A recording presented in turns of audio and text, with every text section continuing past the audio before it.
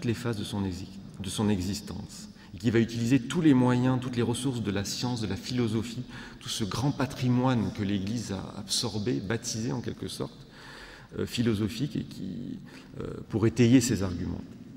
Et puis en face, on a vraiment ce grand combat avec le relativisme, l'utilitarisme, qui à la faveur de la mondialisation se répand, et il y a vraiment ce choc culturel entre ces deux approches.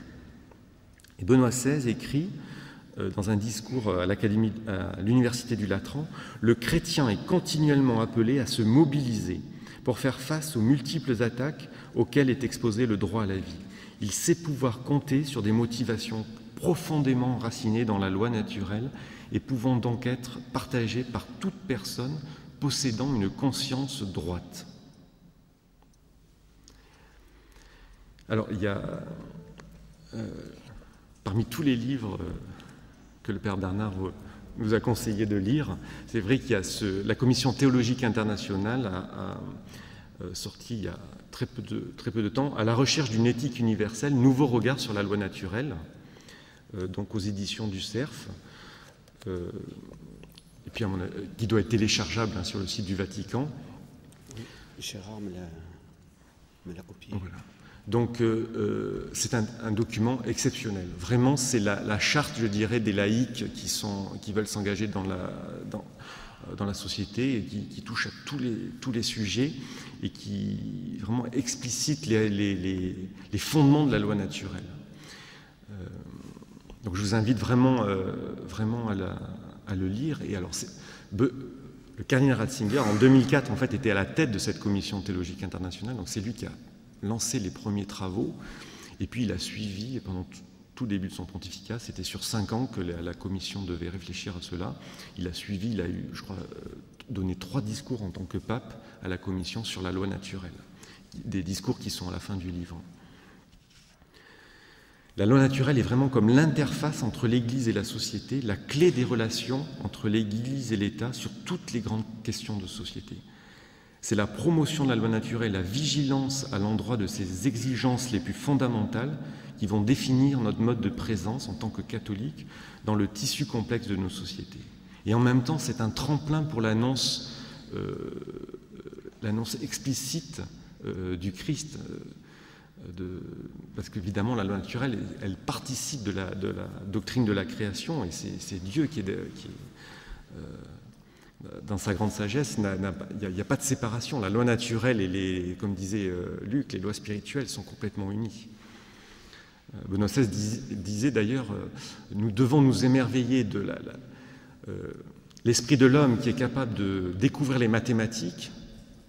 Sur le papier, il peut faire des théorèmes, et qui, en étudiant la matière, grâce à va voir qu'il y a une correspondance entre les lois de la matière et ce qu'il trouve lui-même a priori dans son esprit. C'est-à-dire que le logos est un, quoi. L'intelligence dans la matière et dans son esprit, tout est un. Donc l'urgence du débat. Donc c'est vrai qu'on a ce temps où un petit peu comme le Christ disait, allons à l'écart, allez à l'écart, reposez-vous.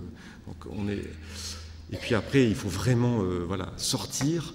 Et là où nous sommes, essayer de vraiment rendre compte de l'espérance qui est en nous. Troisièmement, Jean-Paul II disait donc culture de vie nouvelle parce qu'elle est adoptée avec une conviction forte et active par tous les chrétiens. C'est aussi l'urgence, ce que disait le Père Bernard, le non-compromis, l'objection de conscience. Jean-Paul II avait dit dans l'Évangile de la vie, « Les chrétiens, de même que tous les hommes de bonne volonté, sont appelés en vertu d'un grave devoir de conscience à ne pas apporter leur collaboration formelle aux pratiques qui sont en opposition avec la loi de Dieu. En effet, d'un point de vue moral, il n'est jamais licite de coopérer formellement au mal. »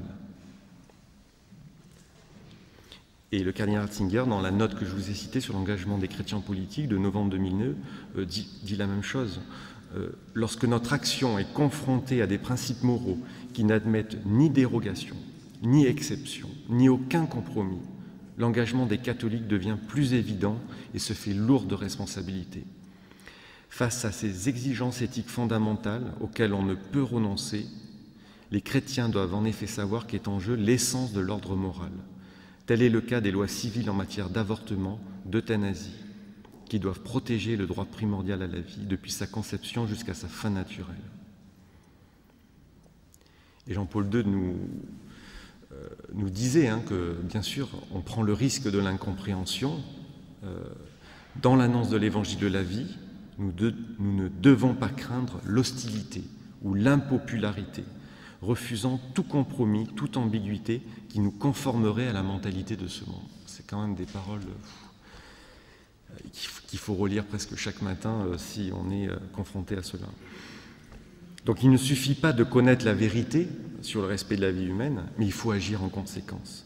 Sans conviction forte et active qui nous place sur le terrain de l'action et du témoignage, il n'y aura pas d'impact pour renouveler la culture de la vie au cœur de nos sociétés. Nous devons avoir le courage de mettre en pratique nos convictions. Au devoir de connaître la vérité correspond le devoir d'en témoigner là où règne l'erreur. Avec délicatesse, mais il faut en témoigner. Ce devoir impérieux s'impose sans échappatoire possible. Si nous nous résignons, ce serait le sel de la terre qui s'affadirait, qui ne serait plus bon à rien. Et la mise en exergue dans ce qu'on appelle la note Ratzinger, tellement elle a été portée par le cardinal Ratzinger, donc sur l'engagement des chrétiens politiques, la mise en exergue de l'exemple donné par saint Thomas More n'est pas anodine dans un document doctrinal. C'est le choix d'un martyr, proclamé patron des gouvernants, des responsables politiques, qui a témoigné jusqu'à la mort de la dignité inaliénable de la conscience. Et ça nous éclaire sur le niveau auquel il convient de nous placer. Un catholique ne peut pas l'être à moitié en abdiquant ce que sa conscience bien formée et droite lui dicte d'accomplir. Alors bien sûr, on va penser aux professions médicales, aux pharmaciens, mais en fait, on est tous confrontés. À un moment donné, dans l'éducation de nos enfants, à l'école, on va avoir peut-être des choix en conscience à poser sur ce qui est proposé à nos enfants, si le planning familial vient à l'école, etc. Ou ce qu'on disait hier, maintenant, pour toute grossesse, savoir refuser la myosynthèse et les marqueurs sériques, et le dire au médecin qui est obligé de nous le proposer, ça peut déjà lui le soulager, le libérer, mais il faut absolument en témoigner. J'avais demandé à Monseigneur Sgreccia, l'ancien président de l'Académie pontificale pour la vie, justement où est-ce qu'il fallait aller. Il disait vraiment tous les tests où c'est dépisté pour éliminer, il faut absolument les refuser. Et donc vraiment, quand le Père Bernard avait donné le conseil de refuser de la myosynthèse, vraiment, il ne faut jamais le faire. Après l'échographie, c'est vrai que c'est un instrument qui est, dans de nombreux cas, utilisé pour chercher des anomalies de l'enfant. Et en même temps, Jean-Paul II avait dit il faut considérer le bébé in utero comme un patient. Et une échographie, eh bien, elle peut nous montrer une malformation cardiaque qui fait que l'enfant sera pris en charge à la naissance de manière optimale. Donc c'est aussi la technique au service de la vie. Donc il y a du discernement opéré, mais quand il s'agit de dire non, il faut le dire. L'objection de conscience permet, à partir de la justice que nous reconnaissons comme intérieure à nous, de la répandre à l'extérieur de nous. Et c'est d'ailleurs bien parce que la société relativiste et hyper tolérante qui est la nôtre ne peut tolérer que s'exerce en son sein un droit d'objection de conscience, car elle n'est plus en mesure d'accepter en les honorant les valeurs supérieures qui s'y expriment, qu'il faut justement multiplier ces manifestations de témoignage. Et le théologien Romano Guardini, que Benoît XVI apprécie beaucoup, écrivait « Le salut spirituel, la liberté, l'honneur, la dignité d'une époque ou d'une société dépendent en dernière analyse du fait qu'il existe des hommes passionnés par les valeurs et capables de placer la réalisation de celles-ci au-dessus de tout. » Dernier point, l'urgence, alors je l'avais écrit comme ça, mais ça correspond bien, l'urgence de la charité dans la vérité, caritas in veritate, c'est que cette vérité, évidemment, elle doit être complètement transpercée par l'amour, en quelque sorte. Alors déjà, cette charité, elle doit s'exprimer dans l'unité des chrétiens, et notamment en France. Monseigneur Laffitte, qui est le vice-président de l'Académie pontificale pour la vie, il y a 2 ans, disait que la France était le pays le plus désuni sur l'engagement en faveur de la vie. En Italie, en Espagne, tous les mouvements, toutes les associations sont complètement unis. À chaque fois, il y a un front commun. L'Église est derrière, etc. Et là, il faut vraiment cultiver cette unité. Et Benoît XVI nous le disait, là aussi à l'Académie pour la vie, le Concile exhorte les laïcs à accueillir ce que les pasteurs, représentants du Christ, auront décidé en tant que docteurs et chefs de l'Église. C'est-à-dire les laïcs doivent recevoir le magistère. Et même si on ne comprend pas tout, il y a faire cette confiance dans l'Église qui est la voix du Christ pour nous éclairer. Et en même temps, il précisait bien, les pasteurs doivent reconnaître et promouvoir la dignité et la responsabilité des laïcs dans l'Église et utiliser volontiers leurs avis. Alors ça, c'est peut-être plus pour le côté français. C'est vrai qu'on longtemps, la Fondation Jérôme Lejeune, par exemple, et le professeur Lejeune n'était même pas reçu par les évêques français. Quand on lit sa biographie, un seul homme l'a pris sous sa cape, en quelque sorte, c'était Jean-Paul II.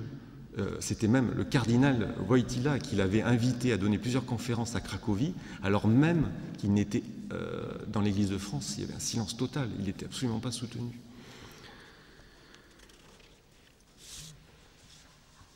Et Benoît XVI nous dit que de ces rapports entre laïcs et pasteurs, on doit attendre pour l'Église de nombreux et heureux résultats. Lorsque la valeur de la vie humaine est en jeu, cette harmonie entre fonction magistérielle et engagement des laïcs devient extrêmement importante. De l'accomplissement de cette tâche dépend l'avenir de l'humanité, disait-il. Et c'est vrai que, par exemple, sur l'avortement, hier le Père Bernard rappelait ce 1,5 milliard de morts. Et en France, on est accaparé en ce moment par les débats bioéthiques. Mais comment pouvons-nous laisser encore cette pratique de l'avortement? Il n'y a plus de voix. On n'arrive plus à s'exprimer là-dessus. Vous voyez, il y a quelques jours, j'étais avec la présidente de Choisir la vie, celle qui organise la marche pour la vie en France, au mois de janvier. Et on disait, mais voilà, comment on peut faire pour de nouveau susciter un débat sur ce... Récemment, le Parlement, par impulsion du gouvernement, a autorisé les sages-femmes à prescrire l'avortement chimique. Les sages-femmes, maintenant, par un décret, vont pouvoir le faire. Il y a une augmentation vraiment croissante de l'avortement chez les jeunes. Tous les chiffres, on a tous les chiffres. Les dégâts sont devant nos yeux et personne n'a pu s'exprimer sur ce sujet. Alors il y a des associations, il y a eu les sages-femmes qui se sont mises ensemble, etc. Mais si l'Église de France ne parle pas, si on ne suscite pas la voix de nos évêques, ce sera très difficile. Il y a vraiment, quand on voit par exemple la polémique du Téléthon, souvent on me demande mais comment ça se fait qu'il y a eu cette controverse qui a pris une ampleur pendant 3 mois alors que la Fondation Lejeune disait la même chose depuis 4 ans, 5 ans, l'Alliance pour les droits de la vie aussi, etc. C'est tout simplement parce que derrière cette prise de position, il y avait un diocèse, un évêque, donc l'Église. L'Église, vous voyez, c'était pas tel ou tel laïc, c'était finalement l'autorité morale de l'Église. Et si l'Église ne porte pas la voix, il n'y aura pas cet impact médiatique. Et là, vraiment, Benoît XVI nous montre l'exemple. Quand il ose, en allant en Afrique, qui prépare bien sa réponse et qui parle du préservatif, en connaissant tous les chiffres, toutes les études, qui déchaînent un tsunami médiatique, il le sait très bien.